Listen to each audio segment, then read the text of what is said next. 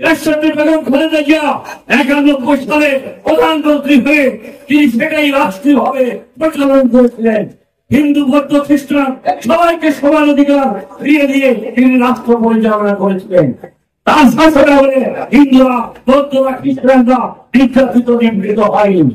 আপনারা দেখেছেন আওয়ামী লীগের গত 17 বছর কারা হিন্দু ভাইদের উপর আমাদের বৌদ্ধ খ্রিস্টানদের উপর অত্যাচার নির্যাতন নিপীড়ন চালিয়েছে। তাদের জায়গা জমি ব্যবসা প্রতিষ্ঠান দখল করেছে।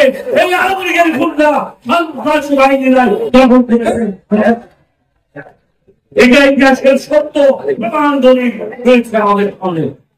শুধু তাই নয়, ভারত পত্রিকা 75 সংশোধন দেখেন শেখ মুজিব রাষ্ট্রীয় ক্ষমতায় এসে দেশের মানুষের অধিকার কেড়ে দিয়ে মানুষের সমস্ত নৈতিক অধিকার রাজনৈতিক অধিকার কেড়ে দিয়ে একদিনে বাদশাহী কায়েম করে গণতন্ত্রকে হত্যা করে সবার আগে হিন্দুদের সম্পত্তি দখল করেছিল, লুটপাট করেছিল।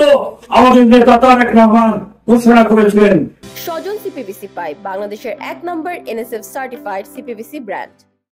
আমরা হিন্দু বৌদ্ধ খ্রিস্টানে বিশ্বাস নয়, আমরা সবাই সাংবিধানিক ভাবে এই দেশের নাগরিক।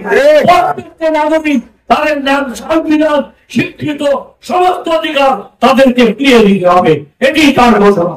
প্রত্যেকটি সংখ্যালঘু আমাদের জানা রয়েছে, ধর্মীয় সংখ্যালঘু হিন্দু বৌদ্ধ খ্রিস্টান সবাইকে আমরা ঐক্যবদ্ধ করে প্রত্যেকের জানমালের নিরাপত্তা নিশ্চিত করে একটি সরকার মুক্ত বৈষম্যহীন দারিদ্র্যমুক্ত সবার জন্য নিরাপদ যুক্ত একটি সরকার আমরা গড়ে তুলবো, এটি আমাদের অঙ্গীকার এবং সফল। সবাই ঐক্যবদ্ধ হয়ে সন্ত্রাসীরা এবং সংখ্যালঘু যারা সন্ত্রাস করছে, চাঁদাবাজি করছে, দুর্নীতি করছে, অন্যের জায়গা দখল করছে, তাদেরকে আপনারা চেনেন। তার সংখ্যায় খুব কম। সহ্যের আদর্শের সহ্য সৈনিকেরা করতে পারে না। এই ধরনের নেতা কর্মীরা অত্যাচারিত নির্যাতিত হয়েছে।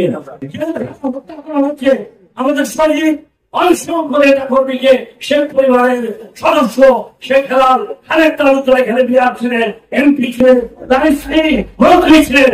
সন্ত্রাসের জলপথ অভয়ারণ্য এই নাম বর্ণনায় তারা তৈরি করেছে। আমাদের সবাই ঐক্যবদ্ধ হয়ে সন্ত্রাসের বিরুদ্ধে সামাজিক প্রতিরোধ গড়ে তুলতে হবে।